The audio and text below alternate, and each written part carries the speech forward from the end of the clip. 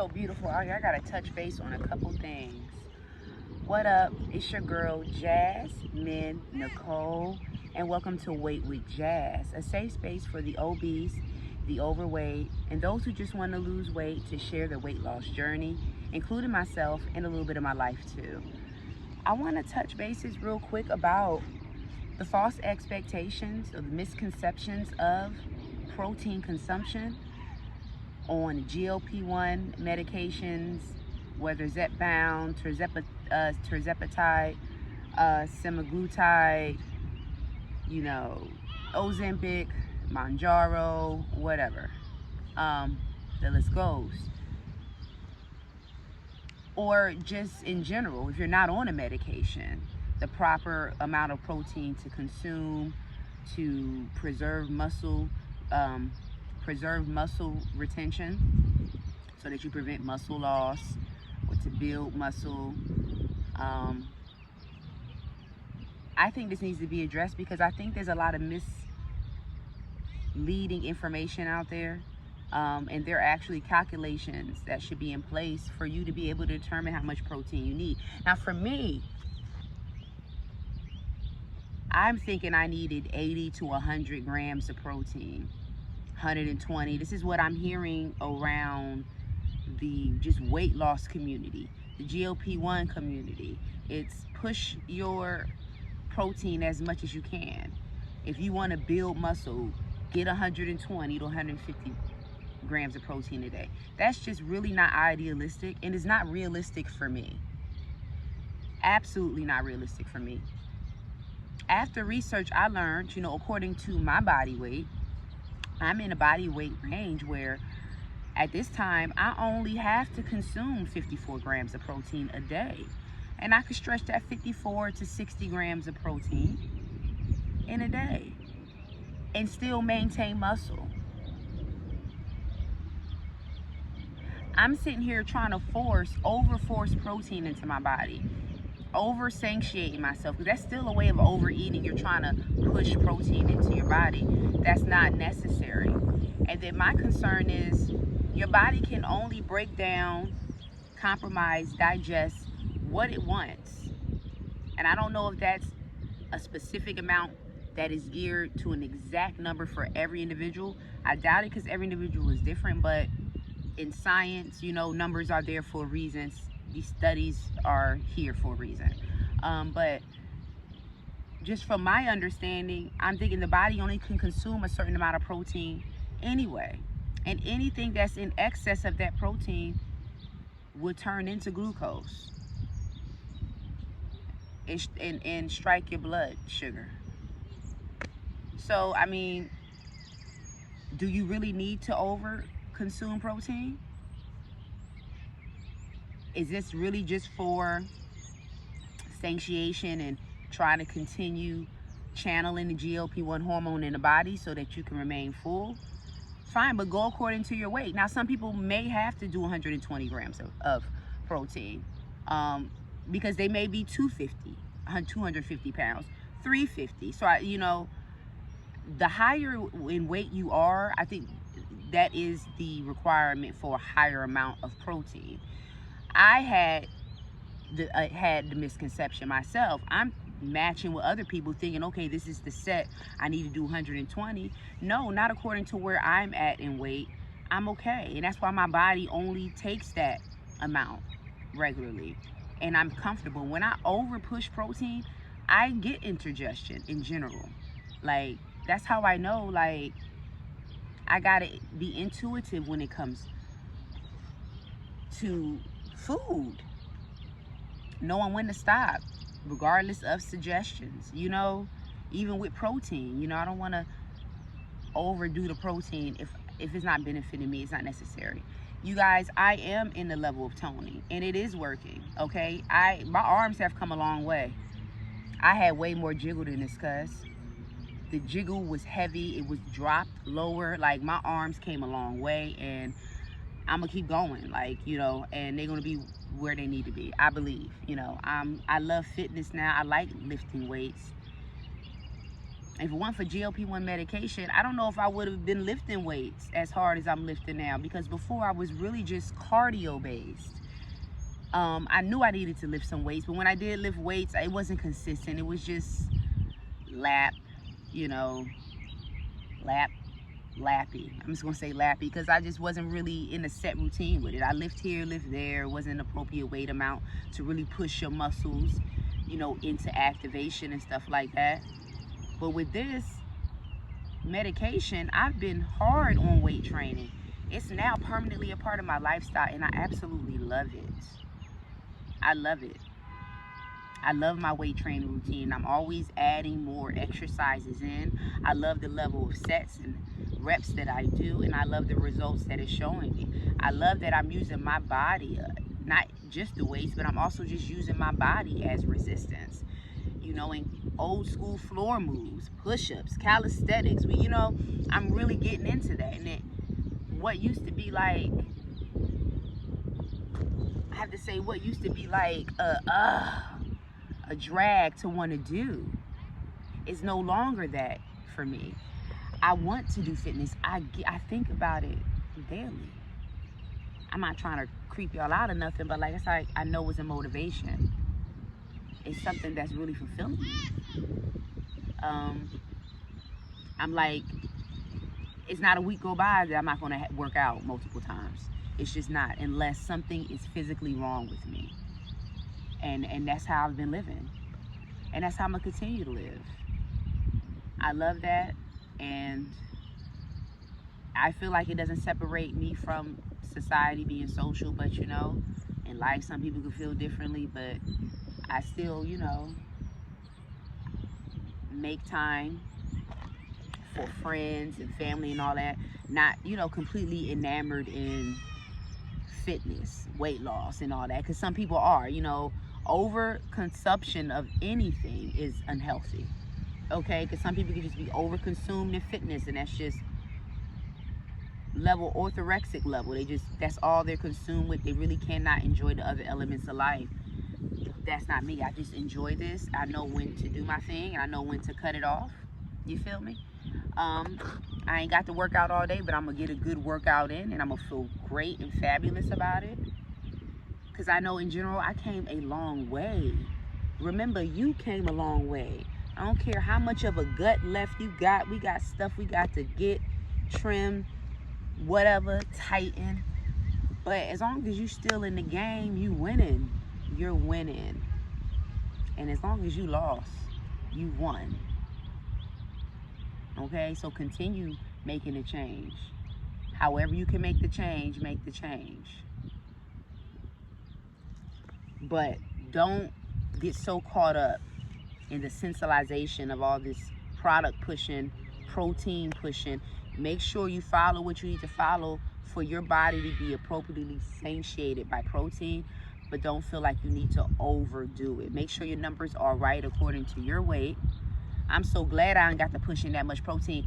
I don't eat that much like that, y'all. I really don't. And when I do eat, I eat selectively light. I just, I used to be a vegan. Now I'm a vegetarian 70% of the time and 30% pescatarian, because I don't eat fish every day or seafood every day. I exercise the other proteins, mushrooms, tofu, beans, eggs, primarily.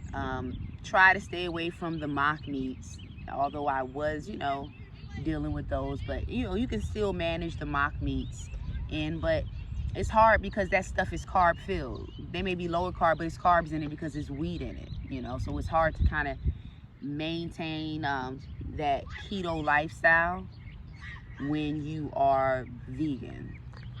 If you're eating mock meats, if you're not just keeping it tofu, keeping it simple, minimum carb, because it's carbs and beans, and keeping that minimum, it's hard. So vegetarian works for me because I do consume dairy. I do eat eggs regularly, so that's also an additional protein for me. And then on occasion, of course, the heavier hit with the fish, the shrimp, or whatever seafood. And that's pretty much where I'm at. But that over protein, I find myself buying all these protein shakes, and then mind you, I don't really like drinking thick fluids, especially first thing in the morning. I'm really like a light coffee, just sprinkle some protein in it if necessary, and then I'll eat later. I can't do the heavy protein shakes. I've tried. It wasn't enjoyment feeling for me. I thrive better on a lighter stomach for me. Everybody's different, y'all. I'm not telling you to don't follow what I do. I'm just saying, for me, I thrive better on a light stomach. Hence, that's why I work out on an empty stomach. I just drink water. I never could get into eating pre-workout and then post-workout. Which leads me into something that I'm not going to drag y'all out into. That could be another topic. This idea of eating so many times a day. Why?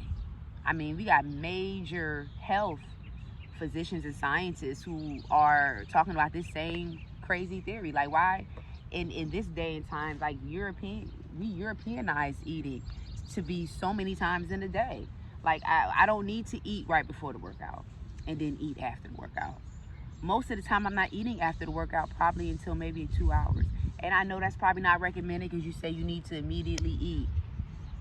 Sometimes I'm still resting in my endorphins, and I'm like, I'm in my body mode, and I'm like, okay, I'll eat something light, or I'll rather drink liquid calories and save it for a meal. Like, I'm not a person who I want to keep chewing 3 times a day. Let's say that. I don't want to keep chewing 3 times a day. That's why 1 meal a day works for me, because I'd rather have that one hearty meal a day, and then throughout the day I'm drinking liquid protein, whatever, just liquids, light, fruit, whatever. Stuff is light. That just works best for me. And I'm still healthy. My blood levels are where they need to be. But you just gotta find what customized to you. What you can customize to yourself. Let me say that in a better way. So, customize the protein and be intuitive with the protein, guys. That's what my point is. I did just get some protein. I did not bring it out here, but I bought some, I don't know, is it hydrolyzed protein? Whatever. It's tasteless protein, milk, and soy. Sometimes you can't avoid the soy, but it's milk and soy, and it's dried protein, and you can put it in your drinks, and you can put it, sprinkle it in your foods. It is definitely tasteless. I definitely put some in water and shucked the bottle and drank the water. It was tasteless, and it was like 25 grams of protein. Okay, I'm like, that's definitely something to keep around. But what I would not suggest is don't mix it with another powdered drink. So if you have a Vital Protein, like I use Vital Protein, that's a green powder. I tried to mix this powder with the Vital Protein powder. Didn't work out. It gave a real foamy type texture. It just messed everything up. So I would keep those separate. Don't mix it with other powdered drinks. Just mix it in a sole liquid on its own, and that's it. Whether it's a juice or whatever, you mix it in that. And mix it in your food. I mean, that's a saver. I think that's a lifetime product I'm going to use. Why not? Because I'm just, in general, I'm not a meat eater. So I don't get heavy volumes of protein. Protein comes primarily through my fruit and my veggie consumption. And I eat more vegetables than fruit. And protein and vegetables are just low. You have to eat large amounts of the vegetables, regular basis, 3 times a day. Big bowls of salad with greens and cabbage in it, and sprouts, all types of stuff. If you want to accumulate the plant protein, and sometimes it's just still not going to give you that level of what meat protein gives, which is that lysine, that essential amino acid protein that is in meat. It is strongly in meat. Lysine is very low in plants. Very low in plants. So that's why it's harder to develop muscle in just eating plants solely without like, excuse me, without tofu and some other type of plant supplementation, plant protein supplementation, because it's just low.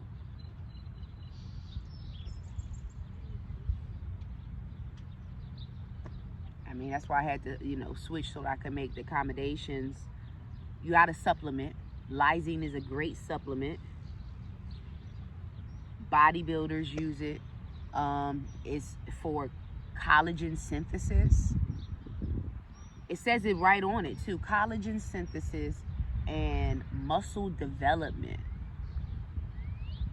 Look up, I'm telling you, look up the amino acid of lysine and what it really does for muscle development. It actually says it's a dietary supplement, and it's recommended for those who don't get enough lysine in their body through meat.